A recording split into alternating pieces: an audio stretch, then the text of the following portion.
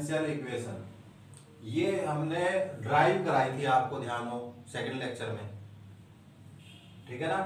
तो वहां पर ड्राइव करने पर ये कैपिटल P, कैपिटल Q और कैपिटल R की वैल्यूज आई थी, जिनको मैंने बताया था कि इनकी वैल्यू जैकोबियन की फॉर्म में रिप्रेजेंट हो जाती है, ठीक है ना। तो वो टोटल डेरिवेशन यहाँ पर क्या था वो तो आप कर लेंगे, मैं एक हिंट दे देता हूँ, x y z a b equals to 0। इस इक्वेशन को लेकर हम चले थे जहां पर u एंड v जो थे वो एक्स वाई जेड के फंक्शन ले लिए थे हमने, f1 x y z and v f2 x y z and z also a function of x and y। तो आपको याद होगा इसको हमने सॉल्व किया था और फिर वहां से del u by del f upon del y, del u और del f upon del v को एलिमिनेट किया था। एलिमिनेट करने के बाद जो वैल्यूज आई थी p, q एंड r की, वो यहाँ पर यूज होंगी। अब देखिए कैसे स्टार्टिंग करते हैं। ये हमारे पास लैग्रांज डिफरेंशियल इक्वेशन है, लीनियर, इसको बोलते हैं लीनियर पार्शियल डिफरेंशियल इक्वेशन। क्योंकि लीनियर इसलिए है, p और q की जो डिग्री है वो यहाँ पर वो 1 है, तो इसलिए ये लीनियर होगी। अगर इसकी डिग्री 1 नहीं होगी तो ये लीनियर नहीं होगी, तो ये हो जाएगी non linear, non linear differential equation, partial differential equation, अगर डिग्री 1 से अधिक है। ओके, तो अब मेन बात यह है कि जो लैग्रांज डिफरेंशियल इक्वेशन है, पार्शियल डिफरेंशियल इक्वेशन, उसका सॉल्यूशन कैसे किया जाए। तो इसके सॉल्यूशन के लिए सबसे पहले जो इसकी एक सब्सिडियरी इक्वेशन निकलेगी तो वो कैसे निकलती है वो देखिएगा। हम क्या करते हैं, ये एज्यूम कर लेते हैं कि जो हमारे पास इक्वेशन दी हुई है, जैसे कि हमने बताया कि u and v is a function of x y z, हम यहाँ पर कंसीडर कर लेते हैं कि फंक्शन है, तो इक्वेशन जो बनेगी वो सपोज कीजिए ये function equal to constant, let u equals to c1 and v equals to c2, b2 function. तो ये फंक्शन क्या था, f u v equals to 0, then the solution will be f u v equal to 0, या यूं कह सकते हैं कि f c1 c2 equals to 0, u की वैल्यू c1, v की वैल्यू c2। तो ये इसका एक सॉल्यूशन हमने एज्यूम कर लिया है। तो जो सॉल्यूशन आपने ये एज्यूम किया हुआ है, तो यहाँ c1 और c2 की वैल्यू कहाँ से आएंगी उसको हम सॉल्व करते हैं। अभी देखिए कैसे, यहाँ because u equal to c1, अगर इसको डिफरेंशिएट किया जाए, du की वैल्यू फाइंड की जाए, तो एक्चुअली du क्या हो जाएगा, 0, क्योंकि कांस्टेंट है। देन और du होता क्या है एक्चुअली, पार्शियली डिफरेंशियल इक्वेशन की जब हम बात करते हैं, क्योंकि u is a function of x y z, u को आप del u by del x की रेस्पेक्ट में करेंगे और फिर इसको इंटीग्रेट कर देंगे तो u वैल्यू बन जाएगी, या फिर u को y की रेस्पेक्ट में करते हैं dy, या फिर u को z की रेस्पेक्ट में करते हैं और इक्वल टू 0, तो that is the value of du and equals to 0। Similarly second v equal to c2 है, तो dv अगर आप करते हैं तो अगेन 0, और जो इक्वेशन बनती है del v upon del x dx plus del v upon del y dy plus del v upon del z dz is equal to 0। तो ये दो इक्वेशन हमारे पास बन गई। यहाँ से हम क्या करते हैं, dx dy और dz इनकी वैल्यूज फाइंड करते हैं by the elimination of del u by del x, del v del y और del u by del z। तो इसको हम कैसे सॉल्व करेंगे, बाय क्रॉस मल्टीप्लिकेशन हमारे पास एक मेथड होता है, उस क्रॉस मल्टीप्लिकेशन से हम इसको सॉल्व करते हैं, जिससे कि dx dy और dz की वैल्यू आपको मिलेगी। क्रॉस मल्टीप्लिकेशन क्या है, dx upon dy upon and dz upon अब देखिए इनकी वैल्यू यहाँ पर फिल कैसे करेंगे। आप पहले भी एक बार मैंने क्लास में आपको बताया हुआ है कॉलेज में कि आप बीच से कोफिशिएंट स्टार्ट करते हैं, बीच वाली टर्म से। तो del you by del Y and del we by del y, del you by del z, del we by del z, और वापस आएंगे इधर del you by del x, del we by del x, और हमेशा finish उसी पर करेंगे जहां से हमने स्टार्ट किया। तो इसके बाद ये आ गया del U upon del Y and del V upon del Y. Cross multiplication करिएगा, this multiply minus this multiply, तो del you by del Y into del we by del Z minus del you by del we by del Y into del you by del Z. Similarly यहां पर cross multiplication, del you by del Z into del we by del X minus del we by del Z into del you by del x, and third one is del you by del x into del we by del y minus del you by del x into del we by del Y and del we by del x into del you by del y. और अब जरा ध्यान से देखिए, जो ये equation बनी है आपके पास लैग्रेंज डिफरेंशियल इक्वेशन के लिए, जो सब्सिडियरी इक्वेशन ये बनकर आई है, ये वैल्यू किसकी थी जो कि मैं आपको ड्राइव करा चुका था। तो ये वैल्यू थी कैपिटल P, और ये वैल्यू थी Q, और ये वैल्यू थी Z R। ध्यान आया आपको? तो P Q R की वैल्यू सेकंड लेक्चर में हमने ये फाइंड आउट कराई थी टोटल सॉल्यूशन से, तो वो ये वैल्यू थी। तो ये P है, ये Q है और ये R है। अब ये वो इक्वेशन बन गई लैग्रेंज की जिसको हमें सॉल्व करना है। यहाँ पर तीन मेंबर आपके पास है, तो here we have to solve this equation by taking any two members। कोई भी दो मेंबर लेकर हम इसको सॉल्व करते हैं। मान लिया पहले दो मेंबर ले लिया, एक सॉल्यूशन निकाल लिया, दूसरे दो मेंबर ले लिए, फिर एक दूसरा सॉल्यूशन फाइंड आउट कर लिया, ऐसे ही फर्स्ट एंड लास्ट ले लिया, तीसरा सॉल्यूशन काफी निकल जाएगा। लेकिन हमें क्या चाहिए, यहाँ पर हमने दो सॉल्यूशन लिए हैं, u equal to C1 and v equal to C2, only two solution. तो दो सॉल्यूशन हमें चाहिए, तो वो कोई से भी जैसे भी इसके पेयर बन सकते हो जिससे कि ये इजीली सॉल्व हो सके, वो सॉल्यूशन आप यहाँ से फाइंड आउट कर लीजिएगा। उनसे आपको कांस्टेंट C1 एंड C2 की वैल्यू मिल जाएगी, वो वैल्यू आप पुट करते हैं यहाँ पर, ठीक है ना। तो इसका मतलब ये हुआ कि जब आपने ये सॉल्यूशन एज्यूम किया तो इसकी एक इक्वेशन ये बनकर आए। तो इस इक्वेशन को जब हम सॉल्व करेंगे तो उसका सॉल्यूशन क्या आ जाएगा, ये आएगा। तो this implies that hence the solution is given by f c1 c2 equals to 0। तो the solution of the Lagrange differential equation is given by this। और इसको हम दूसरे वे में भी लिख सकते हैं, और c1 equals to f c2 और c2 equals to f c1।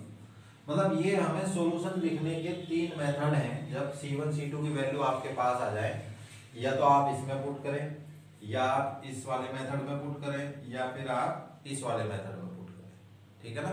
तो इन तीन में से आप किसी भी एक मेथड में पुट कर सकते हैं, तो आपको सॉल्यूशन मिल जाएगा। क्लियर होगी बात? तो ये था लैग्रेंज को सॉल्व करने का मेथड।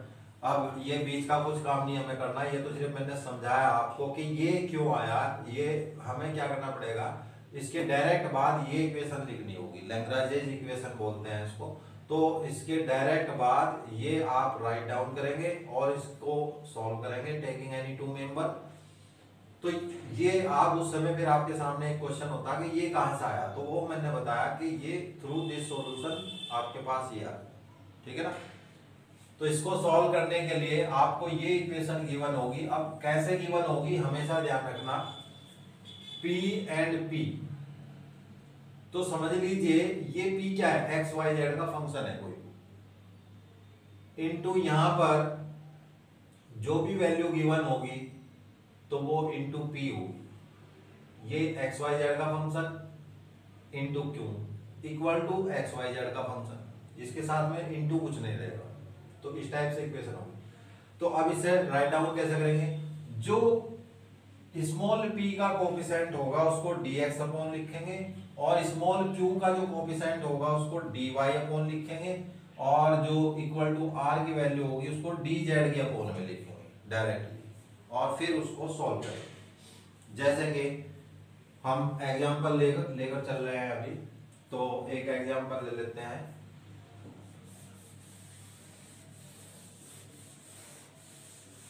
तो यहां एग्जांपल हमारे पास है, first example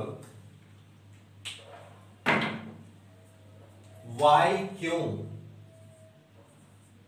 minus x p equal to z. ये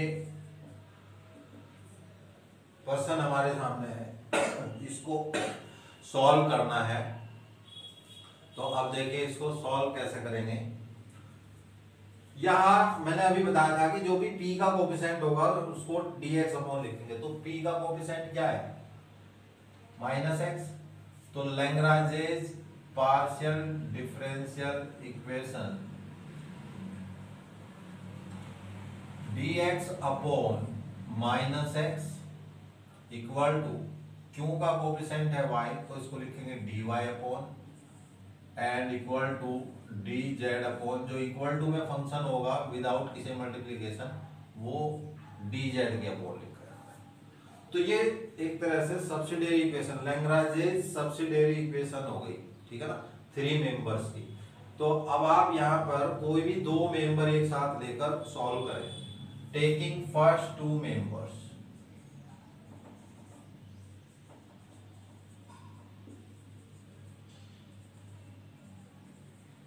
dy अपॉन y कैसा आया? dy अपॉन y, ये चमक नहीं दिख रहा है, दिख रहा, दिख नहीं रहा। कहाँ गया? हाँ सर ये मतलब छोटा है या क्या है, नहीं है, y है वो, ये y है, y dy अपॉन 2 आना चाहिए था सर, 2 आना चाहिए था। 2 कहाँ गया सर? ये 2 कौन सा, ये y है सर, y वाला कारण नहीं है, ये y है, y जी सर जी, y क्यू, ये z है, y q minus x p equal to z. तो p का कोफिशिएंट है माइनस एक्स, तो वो dx अपॉन लिखा जाएगा। q का कोफिशिएंट है y, तो वो dy अपॉन लिखा जाएगा, और इक्वल टू में जो वैल्यू है वो dz अपॉन लिखी जाएगी। क्लियर हो गई।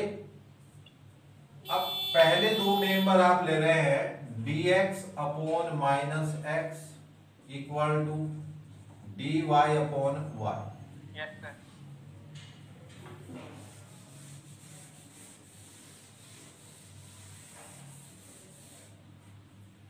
अब देखिएगा सॉल्यूशन, इसको जब आप इंटीग्रेट करेंगे, integrating dx upon minus x, तो ये हो जाएगा माइनस, तो as it is log x, इसका integral log x equal to similarly log y, ठीक है ना। और यहां पर x की तरफ कांस्टेंट मानते हैं तो माइनस में ले लीजिएगा log c1। जब log की टर्म्स आए तो सबको log में ले लीजिएगा। तो यहां अब आप देखिए, इसको आप इस साइड में ले लें, तो c1 की वैल्यू log c1 माइनस के log x, तो अपॉन x हो जाएगा equal to log y।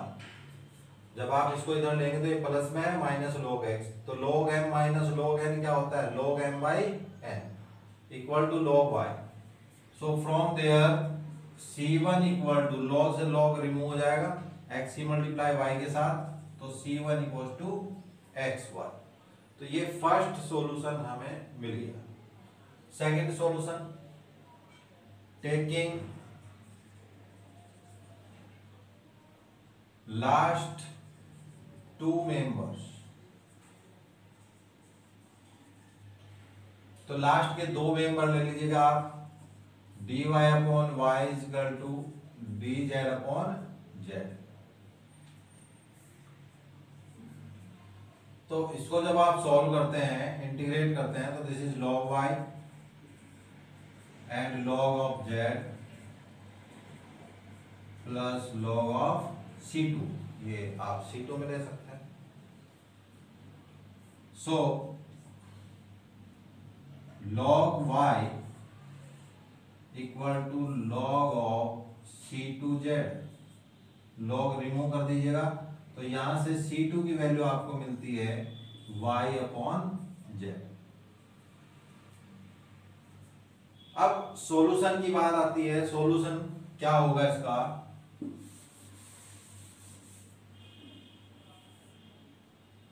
hence solution is given by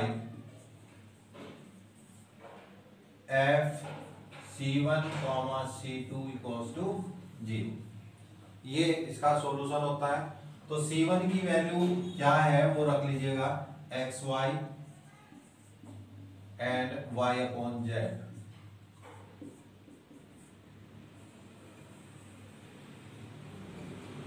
तो ये इसका एक सॉल्यूशन आपको मिल गया। अब देखिए यहां पर क्या होगा, आप लोगों के साथ कुछ प्रॉब्लम्स ये आएंगी कि हो सकता है आप फर्स्ट और लास्ट मेंबर ले लें, तो आंसर में डिफरेंस हो जाएगा, लेकिन कोई प्रॉब्लम नहीं, वो आंसर भी आपका सही है, क्योंकि आप कोई भी दो मेंबर ले सकते हैं जिसको लेकर इजीली सॉल्व किया जा सके। क्लियर बात समझ में आ गई? तो इसमें आपके आंसर बुक से अगर मैच कर रहे हैं तो भी सही है, और नहीं कर रहे हैं तो भी सही है, लेकिन आपका सॉल्यूशन जो है जब आप उसको सॉल्व करते हैं, सॉल्व करते हुए आप जो भी मेथड अप्लाई कर रहे हैं उस मेथड में कहीं ऐसा ना हो कि आपने कुछ मतलब सेटिंग की हो, उसमें ऐसा कुछ नहीं होना चाहिए। इजीली सॉल्यूशन चलता रहना चाहिए, जो भी सॉल्यूशन निकल जाएगा वो उसका सॉल्यूशन होगा। क्लियरली? यहाँ एडजस्टमेंट जरूर होते हैं, लेकिन एडजस्टमेंट भी वो अकॉर्डिंग टू रूल्स होंगे। क्लियर हो गया? तो एक रूल रेगुलेशन होगा जिसके अकॉर्डिंग आगे बढ़ाएंगे। मेंबर्स जो है अगर आपस में ये डायरेक्टली सॉल्व नहीं हो पा रहे तो मेंबर्स को आपस में सेट किया जाएगा, आपस में या तो ऐड किया जाएगा या सब्सट्रैक्ट किया जाएगा या फिर मल्टीप्लाई करके उसको ऐसा बनाया जाएगा जिससे कि वो सॉल्यूशन निकल जाए। तो वो फर्दर आगे आएंगे मेथड्स। अभी फिलहाल तो आपको डायरेक्ट जो सॉल्यूशन निकल रहे हैं वो बता रहे हैं, डायरेक्ट कैसे फाइंड आउट करेंगे। अब जैसे कि हम सेकंड एग्जांपल ले रहे हैं, हम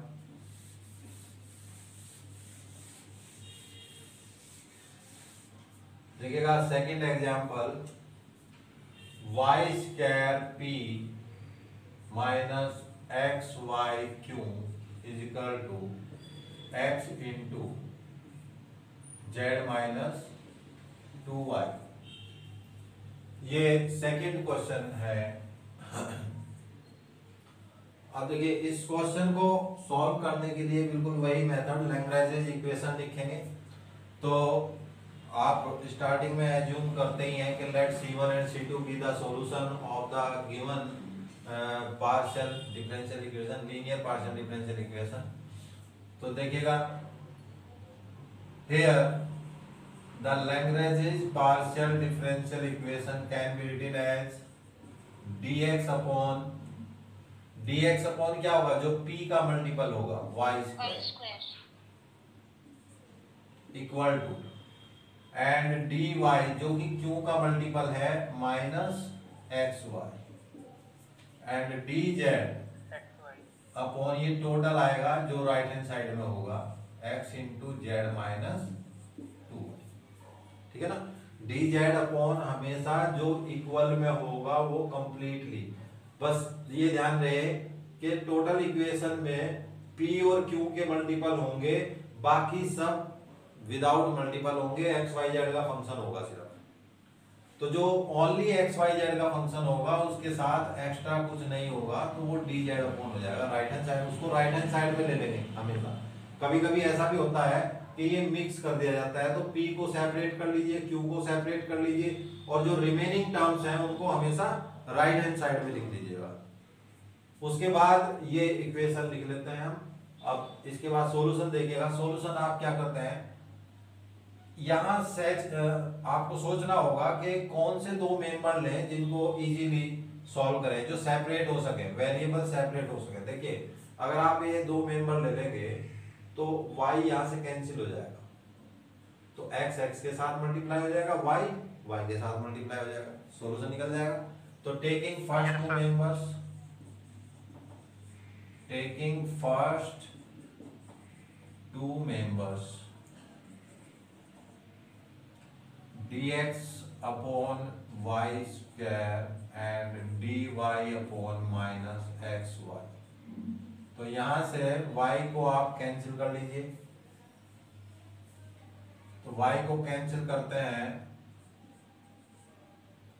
dx अपॉन y, और साथ में मल्टीप्लाई भी कर लेते चाहे dy upon x, cross multiplication x dx और माइनस के dy तो प्लस हो जाएगा इधर, y dy इक्वल टू 0। अब इसको आप क्या करते हैं, इंटीग्रेट करते हैं। इंटीग्रेट जब आप करेंगे तो ये x square by 2 and this is y square by 2 and equal to c1 by 2 ले लीजिएगा, जो कांस्टेंट है वो कैंसिल हो जाएगा, क्योंकि वैसे भी ये 2 कॉमन लेके इधर मल्टीप्लाई करेंगे तो नया कांस्टेंट बन जाना है। तो x square plus Y square equals to c1। तो ये आपके पास इसका फर्स्ट सॉल्यूशन मिल गया। नाउ फॉर सेकंड सॉल्यूशन, अब आप देखिए कि क्या किया जाए। अगर आप ये दो मेंबर लेंगे तो ये कैंसिल नहीं हो पाएगा वाई स्क्वायर, लास्ट के दो मेंबर लेंगे तो इसमें से x कैंसिल हो जाएगा, है ना, एक वेरिएबल कैंसिल हो गया। तो टेकिंग लास्ट टू मेंबर्स, तो लास्ट के टू मेंबर आप रखें dy अपॉन minus xy equal to dz upon x into z minus 2y। तो ये x तो कैंसिल हो गया, बाकी को आप क्रॉस मल्टीप्लाई कर लीजिए। तो क्रॉस मल्टीप्लाई करते हैं z minus 2y into d y, भाई आवाज नहीं बिल्कुल भी, इक्वल टू, अब देखिए इक्वल टू में माइनस वाई डी जेड, तो इसको भी इधर ले लेंगे तो प्लस हो जाएगा y d z equal to 0।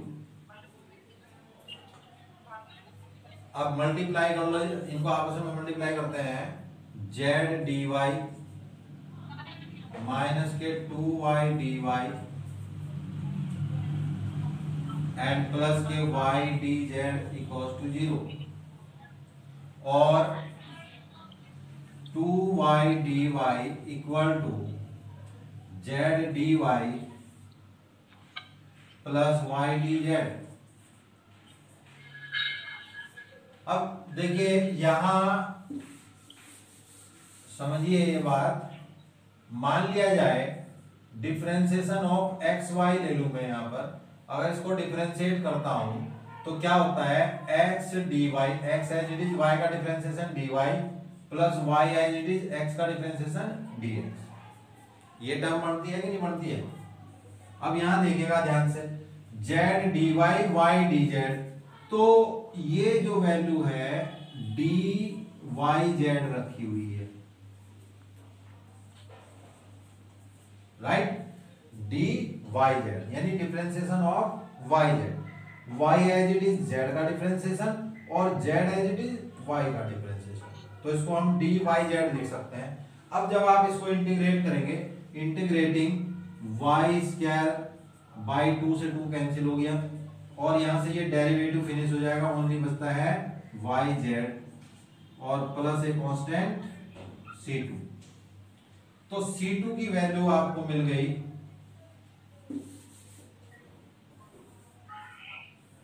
C2 equal to y square minus Y Z.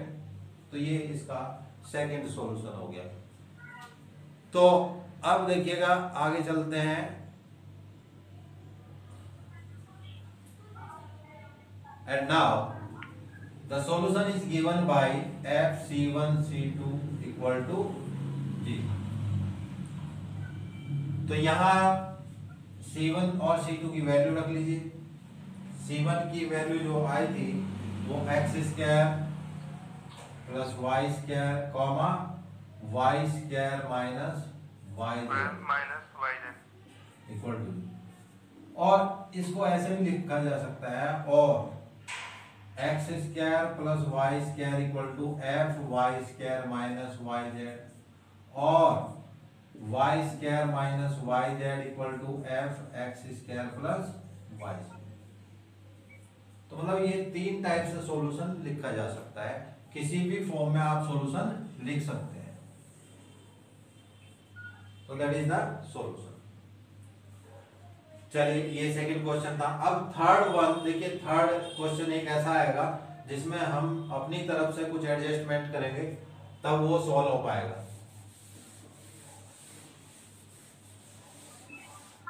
जैसे कि question number third, x square minus Y Z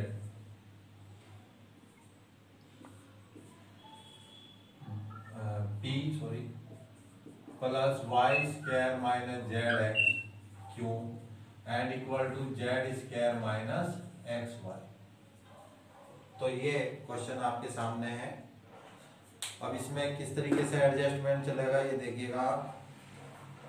सबसे पहले तो आप सब्सिडियरी इक्वेशन लिखेंगे dx upon x square minus Y z and dy upon y square minus z x and dz upon z square minus x y. यहां directly variable separate हो नहीं सकते, कोई भी दो मेंबर अगर आप लेंगे तो वो आपस में एडजस्ट नहीं होंगे, ठीक है ना। तो हमें इसके नए मेंबर बनाने पड़ेंगे जिससे कि वो वेरिएबली सेपरेट हो सके। तो कैसे देखिएगा, यहाँ जो पेयर दिए हुए हैं वो सिमेट्रिकल हैं, स्क्वायर्स में दिए हुए हैं और दो दो के प्रोडक्ट दिए हुए हैं। तो अगर मैं यहाँ पर इन दोनों को आपस में सब्सट्रैक्ट करूं, x square minus y square का एक फॉर्मूला बनकर आ जाएगा जिससे से कि एक्स माइनस वाई कॉमन, और साथ में वाई जेड और जेड एक्स का सब्सट्रैक्शन करेंगे तो यहां से आप देख रहे हैं कि जेड कॉमन आ जाएगा तो और वाई माइनस एक्स बचेगा, तो वाई माइनस एक्स और Y minus X throughout common आ जाएगा, तो एक न्यू पेयर बन जाता है। जैसे कि देखिए dx माइनस dy सेपरेट किया और सब्सट्रैक्ट किया फर्स्ट मेंबर में से सेकंड मेंबर को, x square minus Y z minus y square plus z. जैसे न्यूमरेटर आप सब्सट्रैक्ट करेंगे वैसे ही डिनोमिनेटर को भी सेपरेट सब्सट्रैक्ट करेंगे। ऐसे ही सेकंड मेंबर बनाएंगे dy minus dz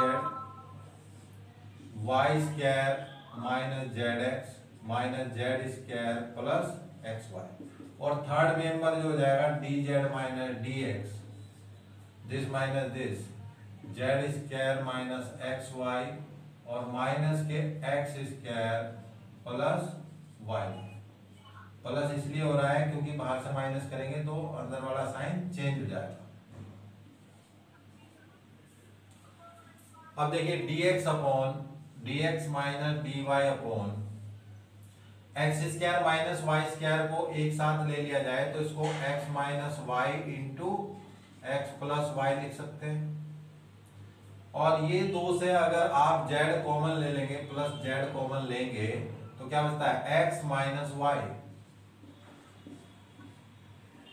similarly second member में ऐसे ही किया जाए वाई स्क्वायर माइनस जेड को y minus z into y plus z and साथ में प्लस के कॉमन ले लिया जाए एक्स तो वाई माइनस जेड और थर्ड मेंबर पर आ जाइएगा आप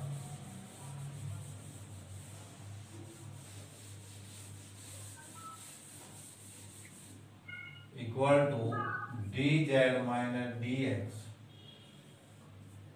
Z square minus x square z minus x z plus x and plus common यहां से आपको क्या दिखाई दे रहा है y तो this is Z minus x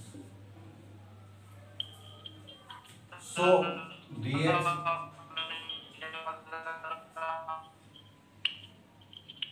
dx minus dy x minus y common x plus y plus z हर एक मेंबर में ऐसा ही होगा y minus Z common so x plus Y plus Z ही बचना है x plus Y plus Z और D Z minus D x Z minus X common x plus Y plus Z ही बचना है x plus Z plus Y तो x plus Y plus z ये x plus Y plus z throughout common है तो ये cancel हो जाएगा तो जो मेंबर हमारे पास बचेंगे वो dx minus dy upon x minus y dy minus dz upon y minus z and dz minus dx upon z minus x अब पहले दो member taking first two members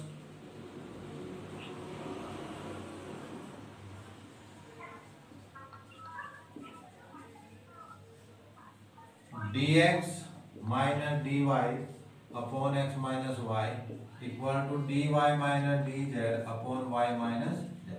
अब इसका क्या सॉल्यूशन होगा इंटीग्रेशन देखिए ये dx अपॉन x टाइप हो गया dx अपॉन x तो log x हो जाता है तो इसको लिखा जाएगा log x minus y equal this is dy upon y type है तो this is log y minus z and plus a constant log of c1 so c1 की वैल्यू क्या मिलती है आपको ये अपॉन में आ जाएगा x minus y upon y minus z देखिए log है ये log m plus log n तो मल्टीप्लाई हो जाएगा log c1 into y minus z log से log रिमूव हो जाएगा तो c1 की वैल्यू y माइनस जेड इसके अपॉन में आ जाएगी क्लियर होगी बात टेकिंग लास्ट टू मेंबर्स